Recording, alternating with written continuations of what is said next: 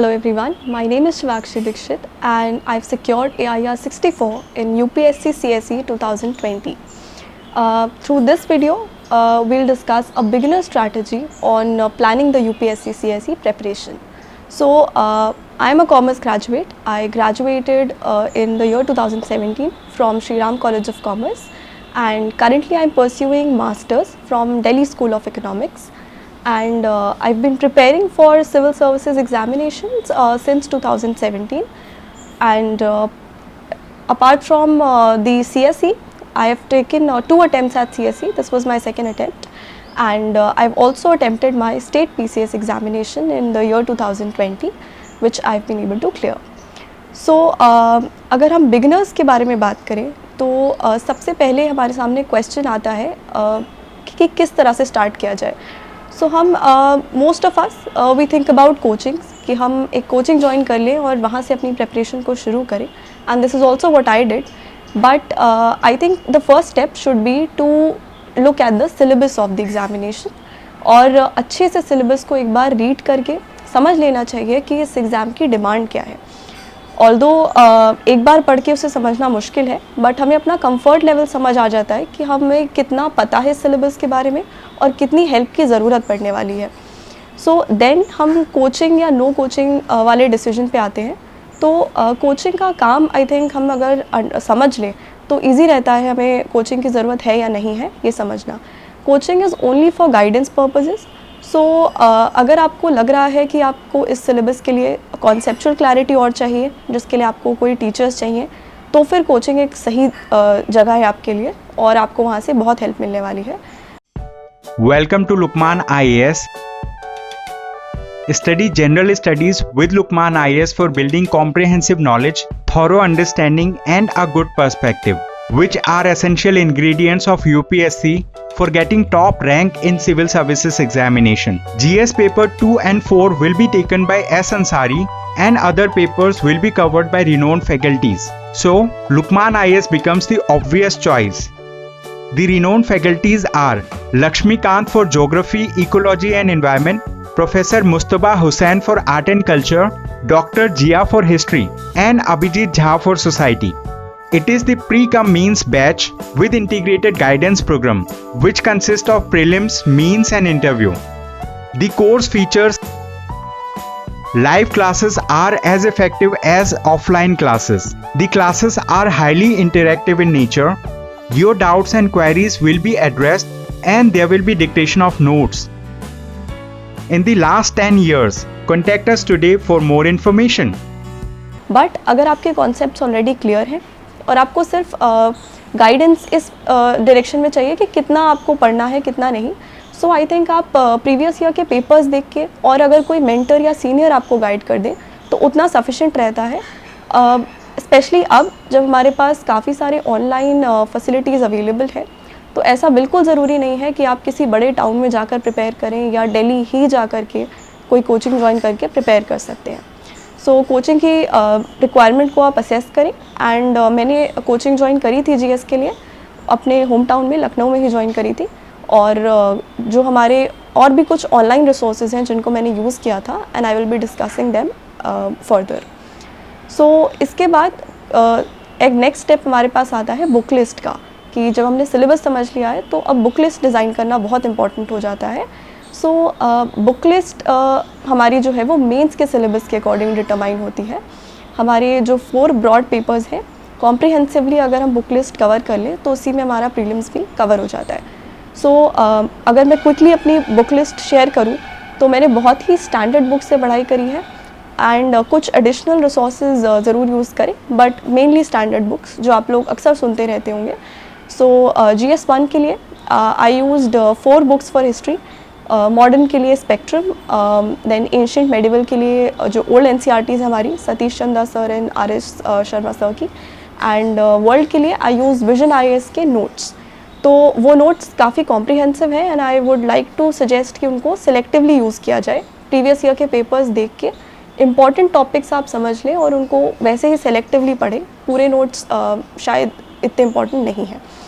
Then for geography, I used the 2 important NCERTs, that is the class 11th NCERTs physical and Indian geography, and human and economic geography के लिए मैंने सिर्फ topics note करे थे और उसको current affairs से सप्लीमेंट करा था.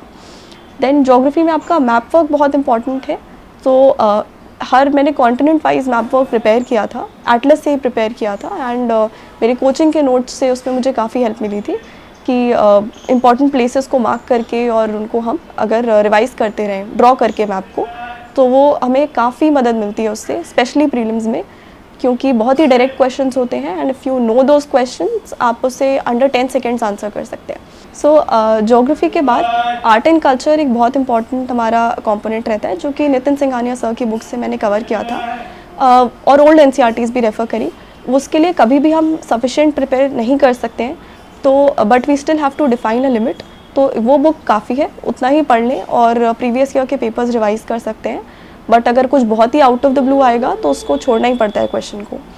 देन पेपर 1 में हमारा सोसाइटी एंड वुमेन से रिलेटेड जो क्वेश्चंस हैं उनको हम अपने न्यूज़पेपर रीडिंग से आंसर कर पाते हैं. We don't need a book for that. Then GS 2 के लिए हमारी पॉलिटी के लिए तो लक्ष्मीकांत सर की बुक सफिशेंट है. गवर्नेंस के लिए ARC रिपोर्ट्स जो हैं, सेकेंड ARC रिपोर्ट्स, उनको मैंने सेलेक्टिवली पढ़ा था, कुछ रिपोर्ट्स को पढ़ा था एंड उससे नोट्स भी बना लिए थे, short notes, to enhance the quality of your answers.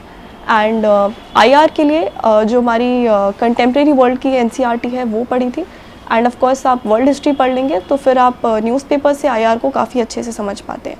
सो इतना करने के बाद I was sufficiently prepared for this paper and I could score 111, which is a decent score. So I think इतने से आप इतने मटीरियल से इस पेपर को आप सफिशेंटली अच्छे से अटैम्प्ट कर सकते हैं. देन GS 3 की अगर हम बात करें तो इसके लिए हमें कुछ बुक्स चाहिए होती हैं. सबसे पहला हमारा इकोनॉमी होता है. बिकॉज़ मेरा कॉमर्स बैकग्राउंड था, मैंने कोई बुक नहीं रेफ़र करी थी इकोनॉमी के लिए, लेकिन हमारी जो 11th-12th की NCERTs हैं और पर्सनली मैंने तो ISC बोर्ड से पढ़ा था, तो मैंने वो बुक्स रेफ़र करी थी अपनी 11th-12th की. They give you a good basic understanding, but वैसे हमारा जो इकोनॉमी है वो बहुत करंट ओरिएंटेड रहता है, तो फिर इम्पॉर्टेंट है कि आप करंट अफेयर्स से उसको सप्लीमेंट करें. एंड जो लोग बिल्कुल बिगनर्स हैं, जिनको इकोनॉमी की कोई अंडरस्टैंडिंग नहीं है, उनके लिए मृणाल सर के जो वीडियोज़ हैं ऑनलाइन, वो मैंने रेफ़र कुछ टॉपिक्स के लिए करे थे and I realise that it is very good. तो जिनको बिल्कुल भी कुछ इकोनॉमी में नहीं समझ आता हो, उनके लिए वो बहुत ही अच्छे रिसोर्स रहते हैं. सेकेंड हमारा है एनवायरनमेंट का पोर्शन. सो एनवायरनमेंट के लिए भी it's a mix of static and current. मैंने शंकर IAS अकेडमी की जो बुक है वो रेफ़र करी थी और उसको करंट अफेयर्स से सप्लीमेंट किया था. देन हमारा इसमें इंटरनल सिक्योरिटी एक बड़ा पोर्शन आता है. I refer to IPS Ashok sir's book for this and again current के साथ सप्लीमेंट. फिर डिज़ास्टर मैनेजमेंट के लिए मैंने सेल्फ नोट्स बनाए थे, handwritten notes, NDMA guidelines के नोट्स बनाए थे.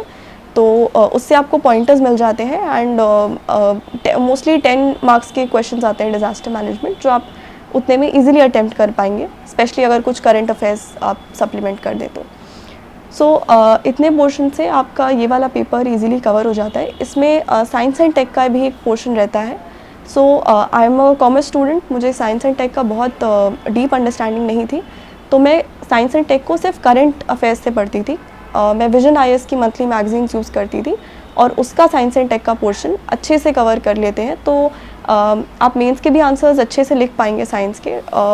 डोंट थिंक कि आप साइंस से नहीं है तो विदाउट गुड अंडरस्टैंडिंग आप ये आंसर्स नहीं लिख पाएंगे, क्योंकि ये क्वेश्चंस बहुत ही एप्लीकेटिव होते हैं और बिल्कुल करंट टेक्नोलॉजीज़ पे होते हैं क्वेश्चंस.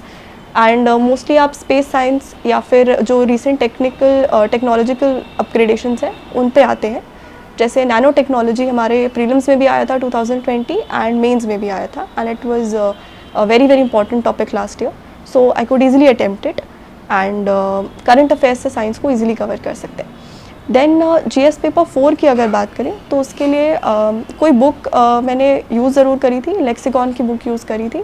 बट उसके साथ साथ अगर GS पेपर 4 का नेचर ऐसा है कि we don't need only book given definitions. उसमें हमें अपने आंसर्स लिखने होते हैं. वो बहुत ही केस स्टडी बेस्ड और पर्सनलाइज टाइप का आपका पेपर होता है. आप से पूछा जाएगा कि what does a certain statement mean to you. So उसको एक्सप्लेन करना होता है एंड उसके लिए मैंने जो आपका सिलेबस है उसके कुछ स्टेटमेंट कुछ पॉइंट्स के नोट्स बनाए हुए थे, जैसे emotional intelligence, probity in governance, इन सब की छोटी छोटी डेफिनेशंस प्रिपेयर कर ली थी और वो लेक्सिकॉन बुक से प्रिपेयर करी। और फिर कुछ सेल्फ रिटन नोट्स बनाए मैंने, जिसमें अपने एग्जाम्पल्स खुद से मैंने सोच के लिख लिए थे, क्योंकि आपसे पूछे जाते हैं पेपर में कि आप किस तरह से इस चीज़ को एडमिनिस्ट्रेशन में इम्प्लीमेंट करेंगे। तो अगर प्रिपेयर्ड एग्जाम्पल्स हैं आपके पास, आप इजीली लिख पाएंगे उसे, वहाँ पे बैठ के बहुत ज़्यादा सोचना नहीं पड़ेगा आपको। देन इसी पेपर के लिए कुछ कोटेशंस मैंने प्रिपेयर करी हुई थी प्रीवियस जो हमारे थिंकर्स हैं, जो कि इस पेपर के लिए बहुत इंपॉर्टेंट है, उनके अगर आप कोटेशंस कुछ प्रिपेयर कर लें वो भी आप यूज़ कर पाएंगे केस स्टडीज़ में भी, और कोटेशंस को एक्सप्लेन करने में भी वो काम आते हैं आपको। देन ये तो हमारी ब्रॉड बुक लिस्ट है। यही आपको हम जो पूरी प्रिपरेशन करते हैं 1 साल या जितने भी टाइम, उसमें इन्हीं बुक्स को पढ़ाई करते हैं हम। And apart from this of course आपका ऑप्शनल रहता है, एंड इन्हीं बुक से आप प्रीलिम्स क्लियर करेंगे। प्रीलिम्स के लिए एक और चीज़ है CSAT, जो कि बहुत इंपॉर्टेंट है। आपका क्वालिफाइंग पेपर है but it is very very important, उसको नेगलेक्ट नहीं कर सकते। तो जिन लोगों ने कभी भी कोई कैट या बैंकिंग टाइप का एग्ज़ाम दिया हो, उनको ज़रूरत नहीं है CSAT के लिए किसी नई बुक की। वो बस प्रीवियस ईयर के पेपर्स डाउनलोड करके एक बार अपना कंफर्ट लेवल चेक कर लें और प्रैक्टिस कर लें सफिशेंटली, उतना सफिशेंट है, बहुत ज़्यादा टाइम उस पर नहीं लगाना पड़ेगा। But people who do not have a background in maths और रीजनिंग, वो मैंने एक बुक देखी थी अरिहंत पब्लिकेशंस की, जो कि UPSC की ही CSAT के लिए आती है। उससे अगर हम प्रैक्टिस कर लें तो सफिशेंटली आप इस पेपर के लिए रेडी हो जाते हैं। तो ये स्टैंडर्ड बुक्स के अलावा कुछ एडिशनल रिसोर्सेज में सबसे पहले तो करंट अफेयर्स के लिए मैंने 3 सोर्सेज रेफ़र करे थे। द हिंदू न्यूज़पेपर, एंड जिसको मैं डेली रीड करती थी, एंड नोट्स मैं नहीं बनाती थी इससे बिल्कुल भी, क्योंकि वो काफ़ी टाइम टेकिंग होता है। कंसिस्टेंटली पेपर रीड ही कर लें तो वो बहुत बड़ी बात है। देन मैं मंथली मैगजीन्स पढ़ती थी, विजन की मैंने मंथली मैगजीन्स रेफ़र करती थी, और मैं योजना को भी पढ़ती थी, उससे मैं 1-2 पेजेस के नोट ज़रूर बनाती थी। वो आपके आंसर्स की क्वालिटी को एनहांस करने में मेंस में बहुत यूज़फुल होते हैं, बिकॉज उसमें ऑथेंटिक गवर्नमेंट डेटा होता है, फैक्ट्स होते हैं, जिसको आप इजीली कहीं भी किसी भी पेपर में और ऐसे में यूज़ कर पाएंगे। सो ये 3 सोर्सेज करंट अफेयर्स के लिए। एंड ऑनलाइन वेबसाइट्स की अगर मैं बात करूँ कि आप घर बैठे जो फ्री रिसोर्सेज हैं जिनको आप यूज़ कर सकते हैं, उसमें मैं 3 प्लेटफॉर्म्स को मैंने बहुत यूज़ किया था। पहला था इनसाइट्स हमारी अपार्ट फ्रॉम ऑफ कोर्स जो वो लोग कुछ अपने प्रिपेयर्ड कंटेंट निकालते रहते हैं करंट अफेयर्स पे, उसके अलावा वो कुछ प्रैक्टिस सेशंस देते हैं आपके मेंस की आंसर राइटिंग के लिए भी, सिक्योर इनिशिएटिव, एंड हमारा प्रीलिम्स के लिए भी उनकी डेली क्विजेज़ आती हैं हमारे स्टैटिक और करंट दोनों। सो फर्स्ट अटैम्प्ट में मैंने उसको बहुत सीरियसली नहीं लिया था, बट सेकेंड अटैम्प्ट में मैंने उसको बहुत अच्छे से पूरे ईयर स्टैटिक की और करंट की क्विज़ को सॉल्व किया था एंड रिवाइज़ भी किया था। वो मंथली कंपाइल भी कर देते हैं उसको, सो आप इजीली रिवीजन भी कर सकते हैं उसका। वो आपके फ़ोन पे होता है, किसी भी टाइम आप उसको शॉर्ट में रिवाइज़ कर सकते हैं। सो मेंस के बाद हमारी आती है इंटरव्यू स्टेज। इंटरव्यू स्टेज के लिए ऑल्दो ऐसा कहते हैं कि आप पर्सनैलिटी में कुछ चेंज नहीं करते हैं, but it is important to prepare well. आपके पास एक बहुत ही डिटेल्ड एप्लीकेशन फॉर्म होता है जो फिल करवाया जाता है। सो इट्स इम्पॉर्टेंट कि आप उस फॉर्म के अकॉर्डिंग अपनी प्रोफाइल को अच्छे से प्रिपेयर कर लें। आपकी जो भी सिटीज़ रही हैं, आपका जो भी बैकग्राउंड रहा है, हॉबीज़ हैं, उसके अकॉर्डिंग आपसे क्वेश्चन ज़रूर पूछे जाते हैं। There can be questions otherwise also, लेकिन एटलीस्ट जो हम प्रिपेयर कर सकते हैं वो तो प्रॉपरली प्रिपेयर करके जाना ही चाहिए। आपके जो सब्जेक्ट रहे हैं अब तक, चाहे ग्रेजुएशन में चाहे ऑप्शनल सब्जेक्ट्स, उससे डेफिनेटली क्वेश्चंस पूछे जाते हैं आपसे। सो ये सारी चीज़ें प्रिपेयर करनी होती है। इसके लिए बहुत ज़रूरी है कि आप मेंस लिखने के बाद से ही बिल्कुल अपने आप को प्रिपेयर करने लगे इंटरव्यू के लिए। न्यूज़पेपर शुरू से ही पढ़ते रहें, उसको बिल्कुल ब्रेक ना करें, एंड जो आपके इंटरव्यू के रिलेटेड टॉपिक्स हैं उनको मेंस के बाद थोड़े से ब्रेक के बाद पढ़ना शुरू कर दीजिए। Don't wait for the results कि मेंस का रिजल्ट आएगा तब हम पढ़ेंगे इंटरव्यू। एंड मॉक्स इंटरव्यू में बहुत हेल्प करते हैं आपकी। You may be comfortable in facing the board, but ultimately it's important to attempt mocks. At least 2 से 3 मॉक्स आप तो करने ही चाहिए। और बहुत सारे कोचिंग्स हैं जो कि ये फ्री ऑफ कॉस्ट आपको मॉक्स फैसिलिटी प्रोवाइड करती है, सो आप काफ़ी कोचिंग्स में आराम से मॉक्स अटेम्प्ट कर सकते हैं. And the best part about मॉक्स is कि आपको क्वेश्चंस आप प्रिडिक्ट कर पाते हैं. आपको नए तरह के क्वेश्चंस आपकी प्रोफाइल से रिलेटेड मिलते हैं और आप उनको प्रिपेयर करके एक्चुअल बोर्ड में बेटर फेस कर सकते हैं. I benefited a lot. I face 2 mocks at KSG and Bajirao, और मैंने अपनी कोचिंग जो लखनऊ में है रेस, वहाँ पे भी मॉक्स किए थे, तो मुझे काफ़ी बेनिफिट मिला and I could improve my actual performance in the board. So I think interview stage पे mocks will really help you. And ये 1 ईयर टाइमलाइन होता है हमारा नॉर्मली, बट ऑफन किसी रीज़न से अगर नहीं हुआ 1 year, so you may take another attempt.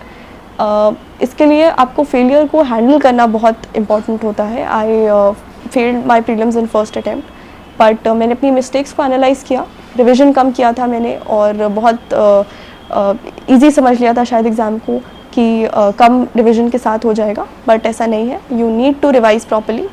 सो जो भी आपकी मिस्टेक्स रही हो उनको आइडेंटिफाई करिए and don't take failure very personally, और सेकेंड अटैम्प्ट में बेटर और अच्छी परफॉर्मेंस आप दे पाएंगे. So with that I would like to wish all of you all the very best, and hoping that all of you will perform very very well. Thank you.